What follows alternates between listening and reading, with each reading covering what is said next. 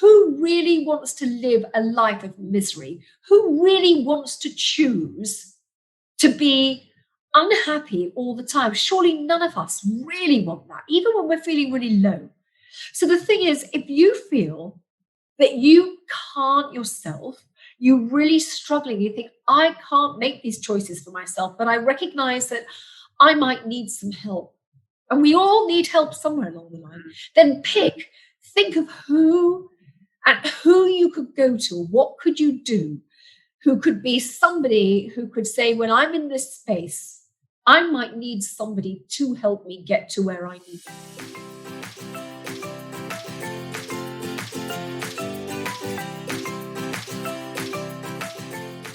Hi, I'm Kyla, a business coach, mentor, and I'm currently studying a degree in nutrition. I'm a mum of 2 and I live in Australia. And I'm Emilia. I'm the author of the book It's Your Life and the founder of the fashion brand Emilia Ohrtmann. I'm originally from Germany but live in Dubai, and I'm a mum of 4. In our raw and authentic episodes, we share with you all things business, motherhood, and holistic lifestyle, as well as bringing you inspiring interviews with other entrepreneurs. Welcome to the Mums in Biz podcast. Welcome back to the Mums in Biz podcast. Today, I'm super happy to share with you an amazing interview with Laura Everest, a Gallup Strength coach and master of resilience. We have actually had her on the show before in episode 39. And now a few episodes later, we're interviewing her again, or I have interviewed her again, because she has written a book in the meantime. And I have read it, and it is amazing. I love it. It is so inspiring. The book is called Rebuild to Last, Choose to Flourish. And it is called that because she had a major accident where she was running very early in the morning and crossing a street, and a car hit her, and basically both her feet had come off, her arm was off, non-existent. It's a horrible accident. Basically, people thought, or the doctors thought, that she would never be able to walk again. But against all odds, Laura managed with so much willpower and such an amazing mindset to walk again, to be able to use both her arms again, and to live more or less a normal life, which is absolutely amazing. She told this story in the first episode that we recorded together, episode 39, which was about resilience. And if you want to hear more about the story of the accident and everything, and more about her, I encourage you to go back to listen to that episode. This episode that we recorded was really about her book and why she chose to write the book now. About her story, definitely as well. We talked a lot about mindset and having the right mindset. I mean, she really needed to have the right mindset. And what I found really interesting in that interview was that she said she didn't think, like, if anybody had told her that she would survive this accident and walk again and stay as positive as she is, she wouldn't have believed that person. But when you're in it, you are able to. And she has a chapter in her book, and we talk about that chapter as well, which is called When You Hit Rock Bottom, the Only Way is Up. And I think that says it all. Her mindset is so positive, and she would not stay down there. Her only way was up. There are always ups and downs, but her general only way is up. And then she tells us a little bit about the last part of the book is about. And overall, I just want you to listen to the episode. It was just an inspiring episode, just for me to listen to her all the time. I didn't really want to say much or ask much. I just wanted her to speak and listen and inspire me. And I hope you can get that same feeling as well when you listen to her now. And obviously, when the book comes out, it will come out very soon on Amazon. Go and buy the book. Honestly, I can only recommend it. It is very inspiring. I couldn't put it down. And Gordon was saying, switch off the light, I want to sleep. And I just couldn't put it down. So, without further ado, let's dive into the episode and let's be inspired by Laura's incredible story. So, welcome back to the podcast, Laura. It's so nice to have you back. And it's the first time ever that I say welcome back, because actually you're the first one that we are interviewing twice, which is nice which also means that we kind of are a bigger podcast now. We have so many episodes because I always hear that with other people, that people have re-invite guests, but we haven't had it. But this is nice. It also means Thank you very much. You're welcome. It also means that I don't have to introduce you really.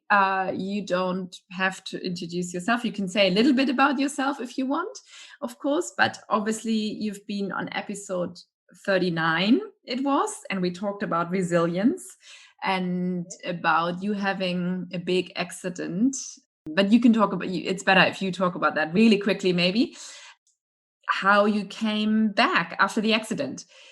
But now you have written a book, so you are an author, which is absolutely amazing. Congratulations. Following in your footsteps, Emilia, that's the thing. Yeah, I hope I inspired you a little bit. Absolutely. Yeah, congratulations. I know what a huge, big step that is, and what an achievement, actually. And I do hope that when this podcast launches, that the book is almost going to be on sale, right? We didn't talk about this actually before we hit record.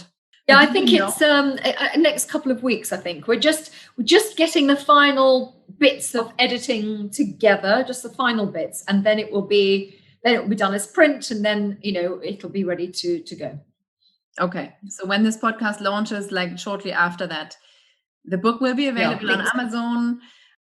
Yeah. And obviously we're going to talk all about the book today, what it is about, why you wrote it and everything. I just want to say in advance, I have almost finished and I love it. But then, yeah, I love it. It's really well written, and it's really easy to, I couldn't put it down. Gordon was like, switch the light off.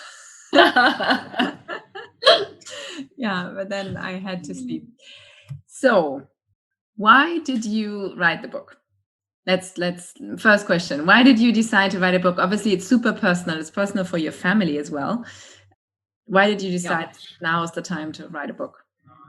I think it had been, obviously to start with, I had, just a quick reminder, I had the most horrific accident. And over the last 7.5 years, I've had 17 surgeries to rebuild me. And, having been a leadership consultant forever, I thought I knew exactly what it took to get people engaged. We talk about resilience. We talk about all these mindset. And really, you think you know it all until something really traumatic happens to you and changes everything. And it makes you reconsider all the things that you thought you knew. And you now see them in a very, very different way because it's you. And then you apply the things that you thought you were teaching everyone else, and you think, oh, that's so superficial. So I think that was part of it. I then did a lot more studying. I studied positive psychology, and I became a Gallup Strength coach because, as I mentioned before on the last podcast, that, I realized that I was really resilient, but I didn't understand how and why, etc. And so, I studied and then thought, what? We still talk about how people become resilient in life, and people think it's a superhuman gene that they have, or it happens to other people and not them. And I just wanted it clear that actually, I'm just an average person like everyone else. I don't do anything particularly amazing, but I could thrive, and I know how, because I'm still going through surgeries and issues and things. Even, I've got another couple of surgeries this summer. Assuming COVID permits our travel. And so I guess I wanted to kind of explain to people that I get it. I know when people feel really challenged, how absolutely horrible you can feel. And that sometimes when you read a book, you think, well, that's them, not me. So I just kind of wanted to bring that in and say, I'm still going through stuff, but I do know that we can all thrive. And that's why I wanted to write the book. And it was hard. Because obviously I hadn't really appreciated that when you go back into those terribly deep, difficult times, just how hard it can be. I mean, there's a section that I know that you wanted to mention when my father died, and honestly, writing it, I felt that awful, crushing grief. I mean, I feel teary thinking about it now. I mean, it was hard to write, but other people know what that's like. Other people have been through, if not that, they've been through other issues that are terribly hard.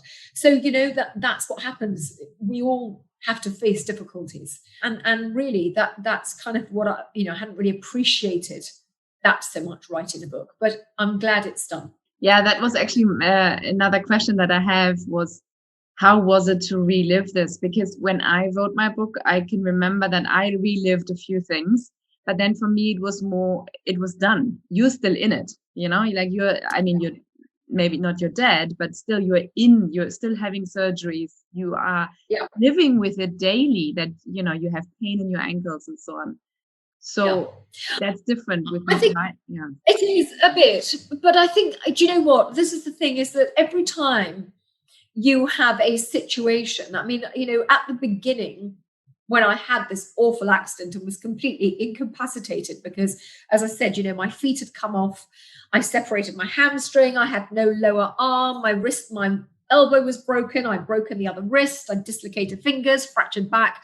It was a complete mess. And honestly, at the time, you're just living to get through it. So you're not really thinking much more than, what do I need to do to, I mean, it's the way I think. What do I need to do to help myself in this situation? And at that part of the times, you're just surviving, I guess, and finding ways to get through. And then the more time goes on, more challenges you face. I think what I've learned is that you kind of, in order to get through things, because mindset is a huge part of how we manage these things. And I've learned that you can either sit as a victim and feel desperately sorry for yourself, and we all need to do that sometimes, to feel sorry for ourselves, because when things are awful, we have every right to feel the universe is out to get us and we're upset. But staying in that place isn't healthy, and it doesn't help anybody, least of all ourselves. So I think what I did was start to learn strategies that could help me. And I was able, one of the things that I find that we need to do, I did, and I always suggest to people to do, is when you go through a rough time, is think, let's look at past successes. What did I do last time that worked for me? How did that help me? And keep on connecting to what works, so that every time you're going through something, yes, it's still horrible. You still feel in a wretched place when it happens. But you find as time goes on, you have put things in practice that you can reach for. You've kind of got some of the tools. So although it's horrible, which ones can help you get back on your feet.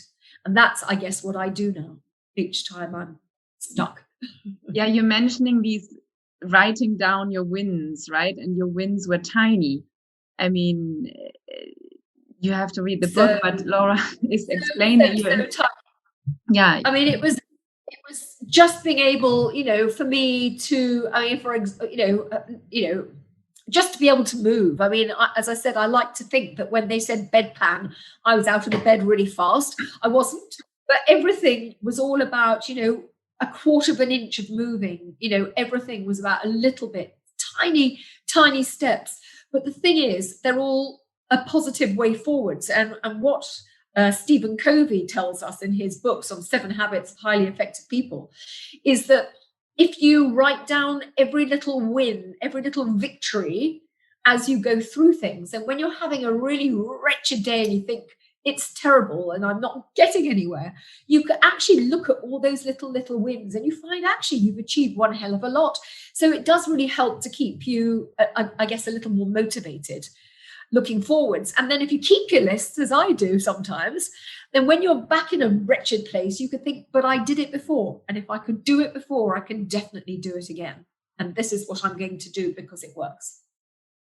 And I have to admit, I already thought about your book when I was like demotivated. And then I was thinking, Laura wrote down all her wins, and she went through like a time where she couldn't get out of bed. And you lifted so many weights with your arms that you were able to lift yourself up and into a taxi and into into your car later on. And I mean, incredible stories. So I was like, if I have a problem now, then I thought, because while I was reading it, I was like, okay, that's Laura. She is so resilient. If I had that accident, I couldn't do it anyway. So I was a little bit like, not for me kind of thing, because I wouldn't survive such an accident. But still, later on, during my days, when I was demotivated or something, I did think of that list that you wrote and thought back of my own little wins, which actually does help. So it's good. Yeah. That's really good. But let me just say, when you say, oh, I don't think I could do this, do you know what? If someone had asked me before my accident, if you had an accident like that, do you think you'd be able to do this and this? I would have said, yes, seriously, not me. Yeah, that's not who I am. But one doesn't know. The one thing I can say is that, anybody who's in a wretched place, if you honestly think you're going to die or your life is going to be really horrendous, you'll be amazed at how much you're determined to try and thrive on principle, because we all want to thrive. None of us want to think this is it now, this is our last kind of couple of days. We all want to try and be okay. So it's finding that. And some of us just get there a little quicker because we put things together perhaps a little faster. I think if you're a natural optimist, as I am, my mind reaches for positives anyway, but you don't have to be. My husband is so not. But he also knows, because he's had to go through so much with me, what we need to put in place to make it work. So you just have to keep practicing these things, little things, because everything we do comes down to, do we want to or not? And if we really honestly want to do something, it doesn't matter what you think you know or what you think you've taught. You'd be absolutely amazed. I'm sure you or anyone listening has done something that they thought, oh, I never thought I could have done that, but I wanted it so badly that actually somehow I made it happen. And it's true, we can. We just don't always use it often enough. We use it in, like kind of our emergency when we have to. But in fact, we can do it so much more and much more easily than we think. Mm. And you mentioned Richard, your husband, here as well. And I think when I read it, I was like, he was amazing. Your parents were amazing. Even your kids were amazing. I think it's not only you were amazing as well, but, everybody. But it was hard. Yeah. I can be honest, it was really, really hard because, my husband, Richard, is very, very good at practical. The way his mind works, he's a natural analytical thinker. So he thinks in terms of processes, systems, practicality, what needs to happen. The emotional side is not instinctive for him. So he would never say, how are you feeling? It's, let me build you another ramp. You need a ramp to get from here to here. My kids, George reacted by, initially when I came home, terrible stomach pains and throwing up and not well for a while. That was his way. And then everyone's got used to it.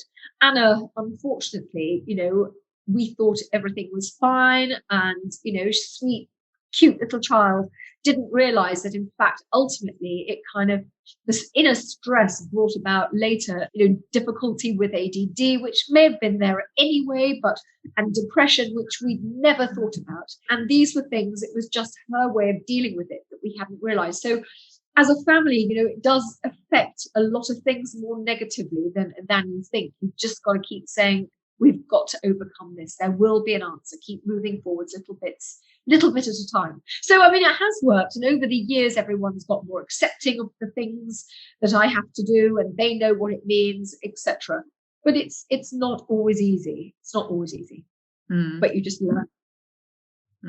And now that you're mentioning also the kids, you as a mother, often it's the mothers who hold everything together, right?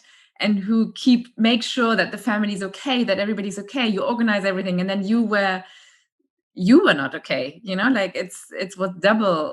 And that was hard. Yeah. And I have to say, Richard made the decision to bring the children into the hospital literally when I came out of the 9 hours of surgery, and I looked like some kind of comic bandaged person. It was just ridiculous. Everything was kind of covered. But I remember I was just about awake, and I said to the kids, I haven't died. I'm not dying. I'm coming home soon. You will be going to school in the morning. You're just fine, and so will I be. And everything I did was about, actually at home, was about striving for normality. Yeah. So I think in a way that was quite, as a mother, I think sometimes our motivation also comes from wanting to do the right thing for our family, don't we? Our responsibility of being mothers, of having a husband who obviously still, let's be honest, most of us run our husbands, let's be honest, in one form or another. And I think all these things, were reasons to help me say, come on, make it normal, get back, keep everyone's life, keep the status quo as much as you can, because that way it's less stressful. You mentioned the mind before, and I wrote down one quote that you mentioned in your book, which I'm going to read now, which I really, really liked. If you're going to win any battle, you have to do the one thing. You have to make the mind run the body. Never let the body tell the mind what to do. The body is never tired if the mind is not tired. And that's from General George S. Patton, if I pronounce this correctly. And I read it a few times because I think it is so true, actually, in any situation. And I really, really loved it. And it's a great quote to actually hang, on your wall to remind yourself, right? I have to say that I have there's a lot of quotes that I've used that I found helpful. If anyone has got things that they find helpful, keep them, write them down and put them where they're useful, because honestly, they really, really help. But this is really, really true. One of the things, when they told me I wouldn't walk again, well, actually, no, I'll be honest. They told me first when I came out of the surgery originally that I would be unlikely to walk again. They also told me I probably wouldn't have half an arm, and I probably wouldn't be able to use my arm again, and I probably wouldn't do. And I thought, hang on, that's how you see it, but I know me, and I don't want to see it like that. So I'm not going to think about that. I'm just going to be, I mentioned before about the circle of influence, about looking at not all the things that are wrong, that that's just all one big concerning mess for us. But of all the things that we're dealing with, where do we have control? What can we influence to help us? And this is what I did. I thought, just tiny things. How can I move a quarter of an inch? What do I need to do about the pain here, or this, that, or the other? So it's tiny, tiny little things. And honestly, I think when I went back, ultimately, I was walking after a long 5.5 months in a wheelchair. The surgeons were blown away. They said, we didn't think you could do this. And I thought, I'm awfully glad they didn't tell me that beforehand, because if they had, it might have played on my mind and been a kind of self-limiting belief, because at the end of the day, we are what we think about most. And unfortunately, our core beliefs influence 95% of the decisions and actions that we take. So if we put caps on what we believe, we limit our own ability. And I just think we've got so many things we can choose to believe in. So why don't we start believing in us to start with? And so, these were the things that I was just adamant about that I would practice. And so when I had, for example, I never stopped to imagine what was going on inside my legs, all this metal, and I never stopped to think about it. I didn't allow myself ever to go down into those ugly pictures. I just took everything at face value and worked from there, because when you start to imagine things, it puts all sorts of horrible pictures in your head. And then your inner voice comes up and tells you nasty, nasty things about what they think you can't do. So the thing is, then it becomes a habit. And then what you do is you start telling yourself, you fall into sort of familiar habits of thinking. Perhaps you catastrophize and think, oh my God, now this is terrible. Everything, my life is over. It's going to be terrible. Or, perhaps you allow everything to keep going round and round your head and you sort of ruminate about everything. And I thought, no, I've got to be really strict. And when I felt myself kind of falling into these thinking traps, I've made myself be really conscious and actually say, stop, hold myself up and say, you know what, this is not helpful. It's not necessarily true. And it's not going to get me to where I need to be. So this is what I still use these things now and say, refocus on what might work and don't think about what might not. And the more we kind of practice thinking about things that are more likely to be positive, what happens is even when we're in a really bad place, our minds seem to be able to then revert to the more positive ways of thinking more quickly because they're used to practicing that. And that all helps in helping us get better. But this is not something that anyone could say, right, I'm going to do that from tomorrow and it's going to be great. Because even with our best intentions, we get it wrong and we get days where we feel terrible, and we're allowed to. And you can just want to sit and just feel sorry for yourself. And then you have to say, okay, done that. Now what? How am I going to pick myself up? What do I need to do? And these are just ways in which gradually, bit by bit with practice, it does make a difference. And you can practice with easy things, right? You don't have to practice with the really difficult things right from the beginning. Oh, no. I mean, to me, all these things, I always think of an onion. You're literally peeling away just a little layer at a time, just doing little bits. And then bit by bit by bit, it changes. You don't become miraculous in just, one go. No one can do that. It takes time. It takes practice. And it's really interesting. And you say that in the book as well, that you were glad that the doctors didn't tell you what you couldn't do because they put that in your mind. And I think actually this is a book doctors should read as well, because... Well, actually, I have to say that the surgeon that I see, Mr. Goldberg, who I've written about, he is one of the top surgeons in the world. There's only a few, I think, just a very, very elite few who can do the surgery that he does on me now. And he wrote an amazing book review for me. I didn't even think he'd take the time to read it, and he did. And he said, he put something to the effect that I don't have it with me, the quote, it's in the book. And he said something that Laura's taught me something like, that to be resilience and mindset and determination is more important than any pill or any stroke of the surgeon's knife. And I think it is true, because at the end of the day, no one is you. Everyone can say, I think this about you, or I think that could happen, but they are not you. You know you, and no one can tell you how you have to do things. You can decide that for yourself. Everything we do is a choice. So we make the decisions. Do I want to or do I not? If you don't want to, fine. But if you want to, a lot of things are doable. You can't control the outcomes. I could never run again. I could still face having my feet amputated. But there's a lot of things in between these awful things that you can control, and you can make your life as wonderful as you want it to be. But you've got to make the effort to do it.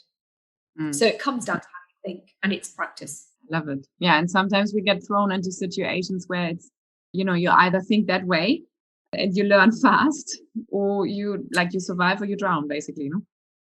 So well, it is. Really, that's really it. You either get crushed or you don't. But it's not something, I have to stress here, it's not something that, oh, hey, it's so easy. Just have a couple of goes, do this, and you'll be fine. It takes practice. And do I get it right? Not always. There are times where I have really hit the bottom and I just think, what the heavens is going on? The whole universe is definitely conspiring against me.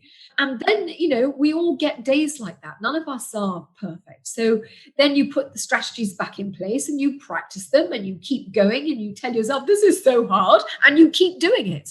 And then before you know it, you think, oh, actually, okay, I'm okay. I'm not perfect, but I'm okay. And I'm managing. And then you look back at your little wins, right? Because then you see, okay, I've actually come time. here. Every time. There. Yeah.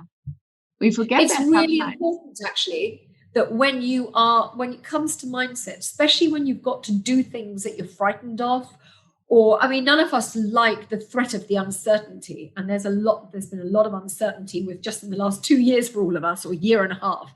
But the thing is, you have to keep looking back, in my opinion, when you're trying to get better, is look at your successes, the things that worked for you. We don't, we've survived so many things in life. So therefore, we must go back and say, what did we do? What helped us then? How can we use that to help us now? And every time you write down your victory list, you can say, that's what I did. I must try that again because it worked. And you keep doing it and you keep doing it. And so every time you then fall back, you've kind of got a checklist of things that you can do to help you get back up. Everyone's checklist is slightly different. And that's fine. But it's about finding what works for you. And in the book, I've kind of tried to make suggestions. And at the back of the book, I've got some things, some sort of exercisey things that people could try to see what bits work for them. And then you practice them, you find the ones that work, you write them down. And then the next time you're in that stuck, you take that out and say, oh, let me try that again. And that's what I've been doing for the last nearly 8 years now. Yeah. Amazing. Yeah. And you also mentioned being grateful. Like, I always think that we are grateful now for things that we have, thought might be impossible a while ago, or were our aims a while ago. So now they are little wins, right? So it's so important to not forget that as well, that now we are living the things that we wanted a while ago, and we might not have thought they were possible. And I think also, there is one thing that in every situation, no matter what it is, every situation, actually there is a silver lining. It's always possible. It may be difficult to find that silver in the silver lining sometimes when things are tough, but if you want to, there is always something that's a silver lining. And when you can find that, it does help mollify the situation a little bit and help make it a bit better. But this comes back to this whole gratitude is look for the good, okay, when you're going through a really terrible thing, you're not interested in the good. I've ranted and raved, and as a Catholic, I've blamed God, and I've blamed everybody, and I've hated me, and I hated being broken. And yeah, we all get times like that. It's normal. We're human beings. But then when we can get ourselves out of that little cross phase, scream and shout, and then think, okay, but what is good? What could be seen as a positive in this? And when you start to do that, you start saying, well, actually, maybe it's not quite so bad because I can do this. And I've got that, and I've got this. And you suddenly find that there's a lot more to be grateful for than you realize to start with. And that really helps. Because let's be honest, if you play victim, no one, your friends get bored. No one wants to be around in misery. So, True, yeah. You might as well try to find the nice things and hang on to your friends. Yeah. And they help. God, they help. Okay, so let's go back to something really hard, though, which is chapter 6, right? Chapter 6 is about hitting rock bottom. It's something I want to talk about because, hitting rock bottom, and maybe you want to mention that, it was like really rock bottom for you. For many people, I would have said like chapter 1, like the accident is rock bottom already, but you mentioned it much later. And I think you are incredibly strong. So I didn't feel it. You don't feel it? Yeah, but we see, like, I everybody didn't feel around it at the time. sees it. You didn't feel it? Okay, yeah. I definitely didn't feel it at the time. And honestly, I think, so what had happened is I'd obviously gone through the rock bottom bit for me happened, I forget now, about 3 years perhaps after the accident. Somewhere around that time, I had an ankle replacement by that stage. Anna, our daughter, had gone through her own personal traumas that we were trying to help her with. And all of that was highly stressful. And there were a lot of things going on which was stressful. And we were kind of just about managing to stay on top of all of these things all the time. Thankfully, both Richard and I are very solution orientated. So we were constantly thinking, circle of influence, what can we do? What can we do? And on this particular occasion, I'd gone back to UK. I'd had some more surgery. I had lots of the nerve damage. Everything imaginable was wrong with my legs. And I, silver linings. Every doctor, every surgeon says, I don't know how you can walk. Your legs are so mashed. How the hell are you walking on them?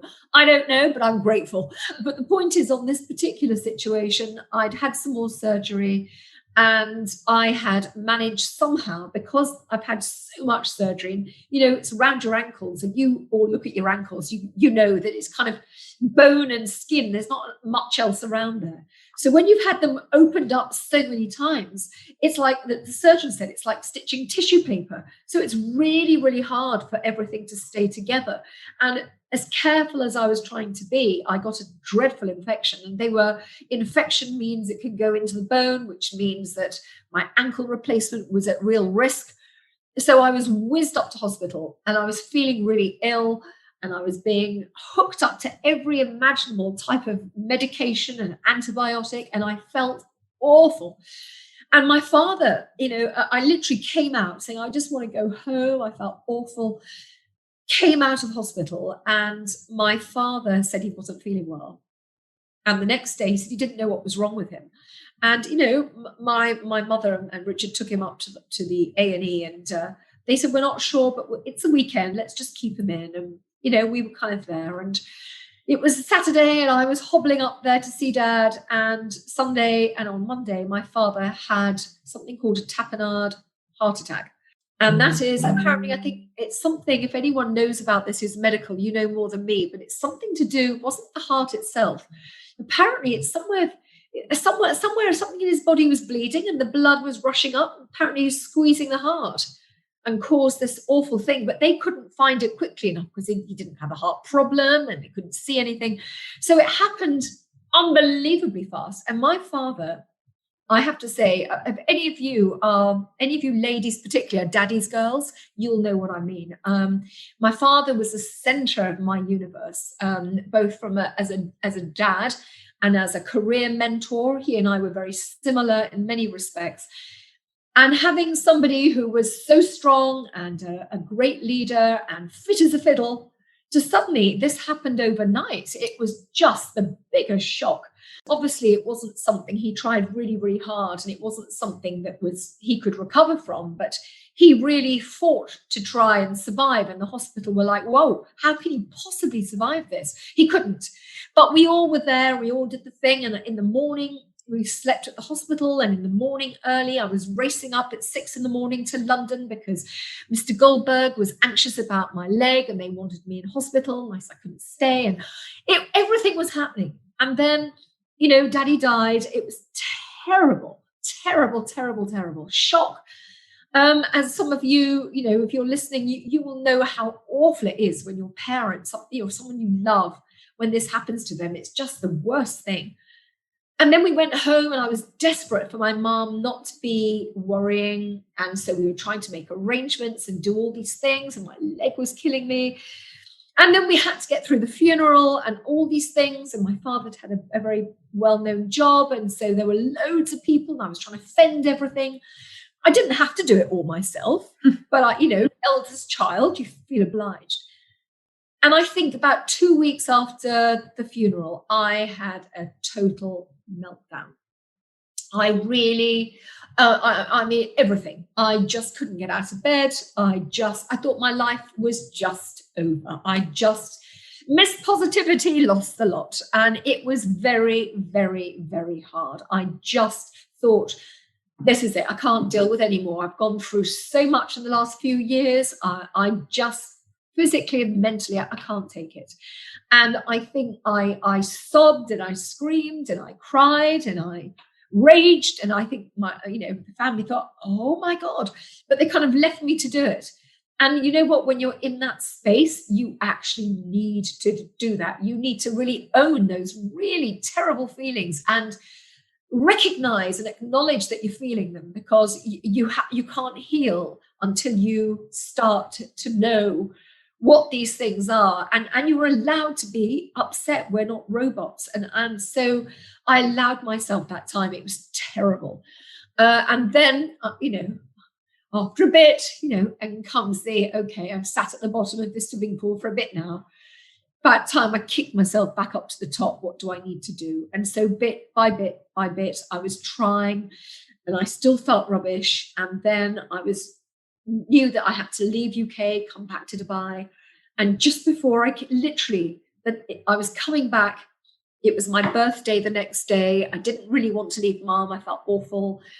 But then my office phoned and said, I was, leadership consultant, and I used to get involved with team building activities. And because I'm musical, I used to run a lot of the musical events.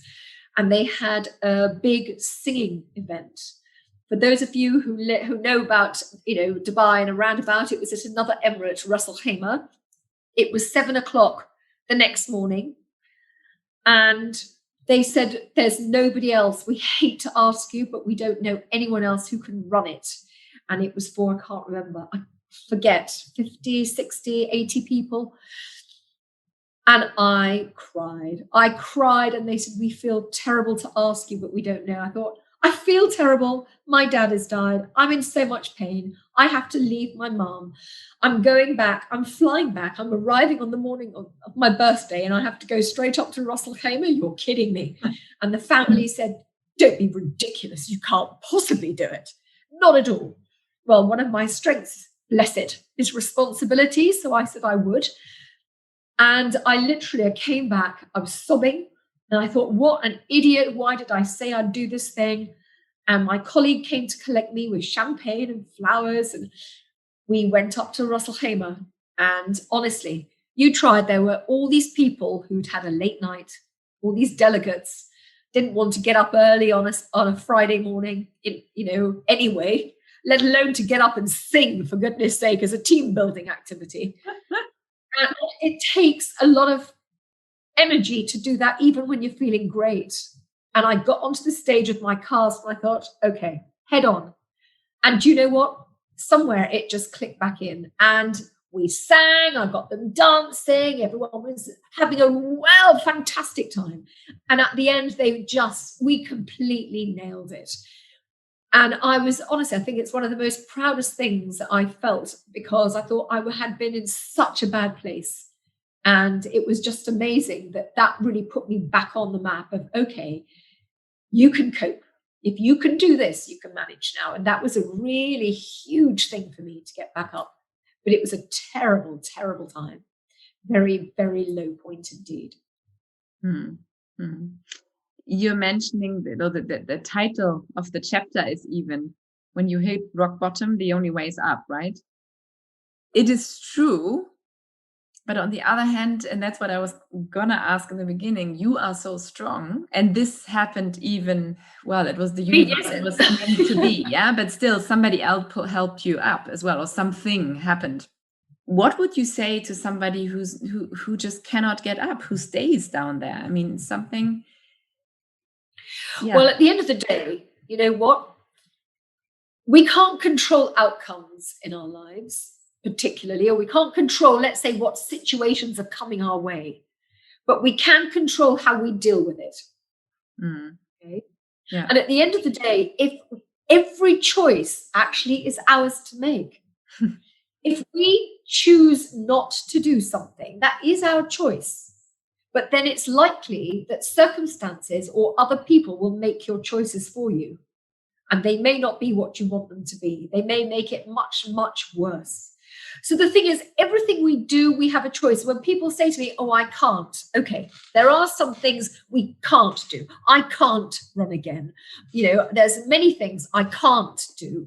But the reality is, when we say we can't, it's often that I don't think I can do it, or I don't really want to do it. Because if I really wanted to, maybe I'd make a different choice. So the thing is, we have the two choices. We either say, I will make a decision, or I won't. If you don't, then you have to live with who you are in that dreadful space. Let's be honest.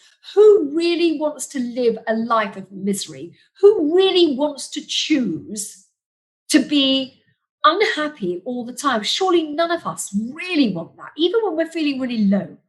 So the thing is, if you feel that you can't yourself, you're really struggling, you think, I can't make these choices for myself, but I recognize that I might need some help. And we all need help somewhere along the line.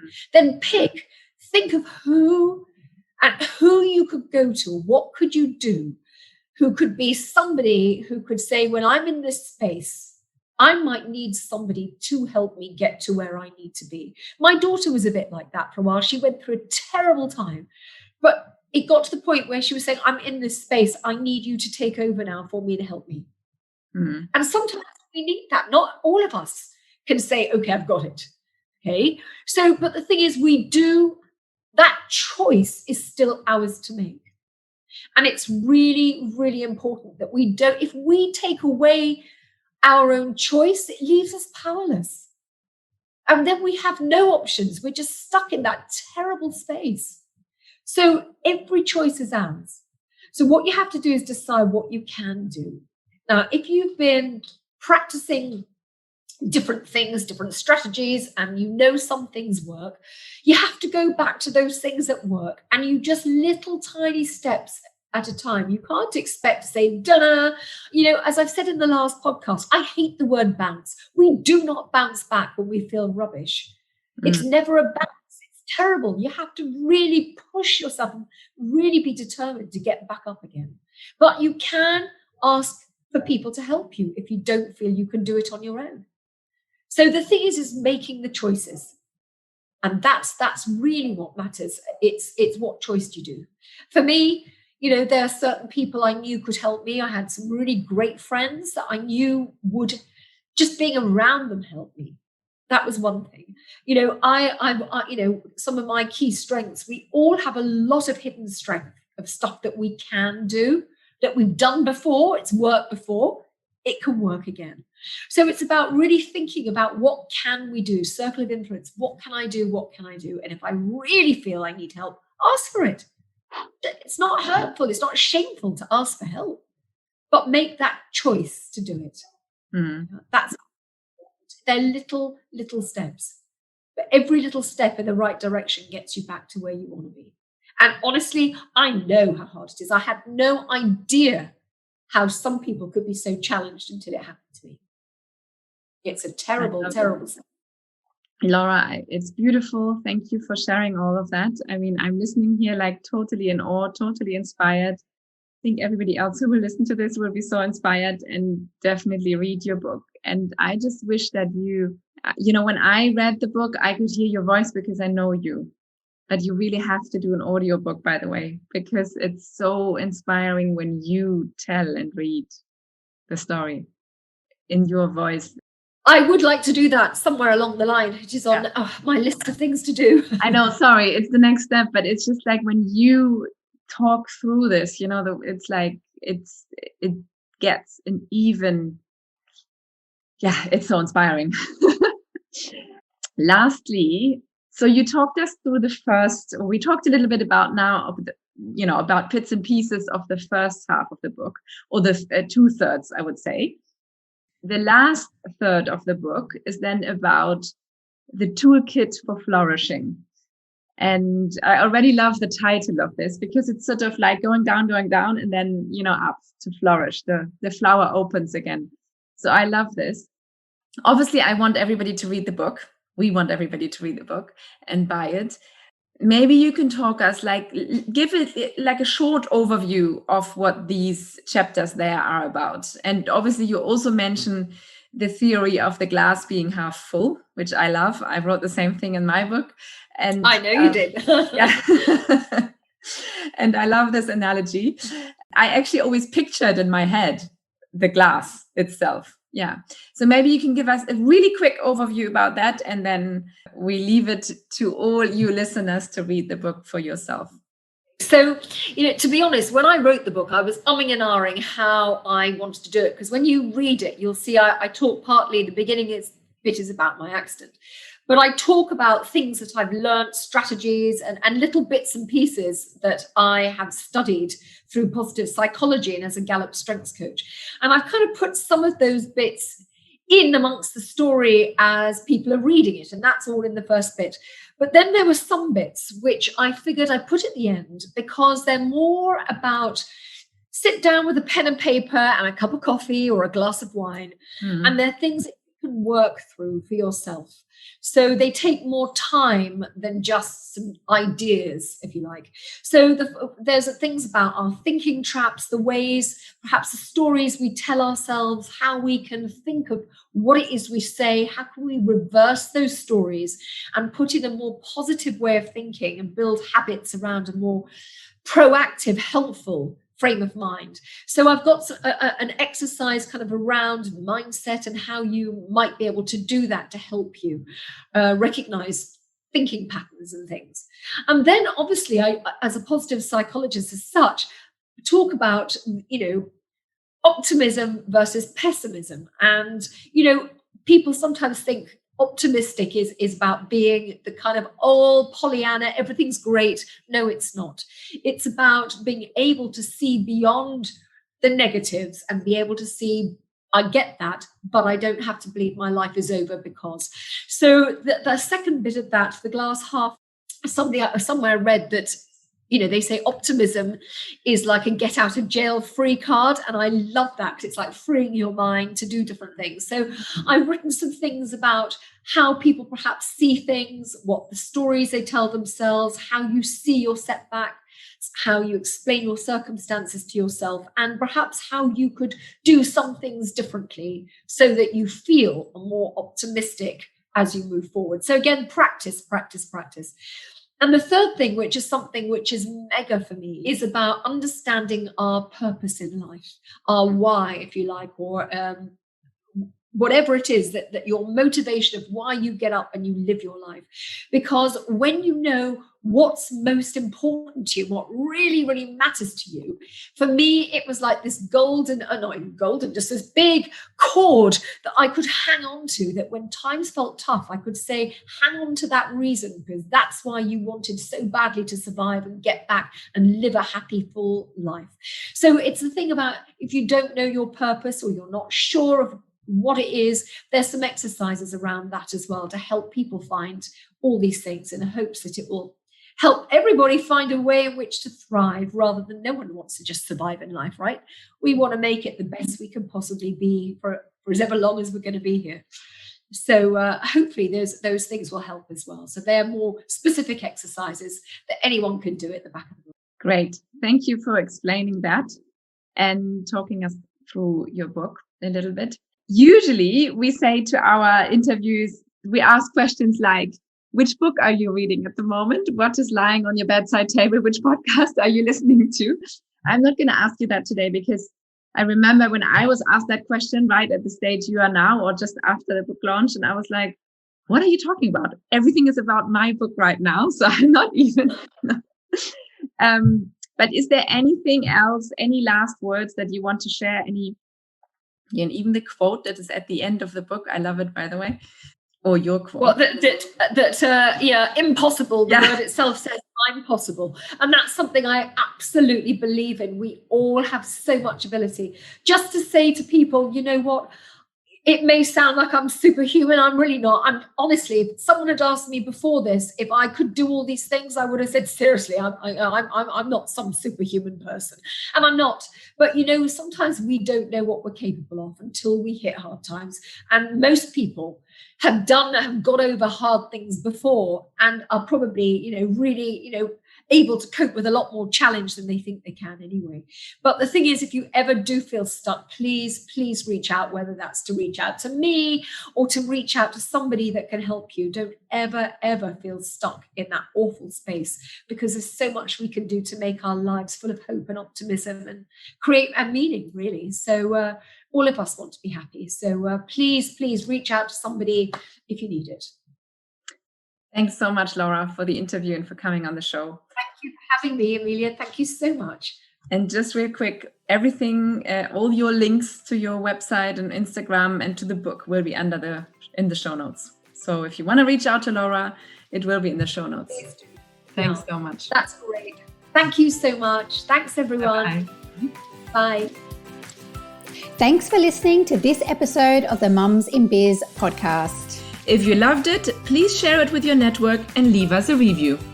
If you would like to connect with us, please visit the Mums in Biz podcast Instagram page or check the description for our direct contact. Thanks for tuning in, and we will see you next time.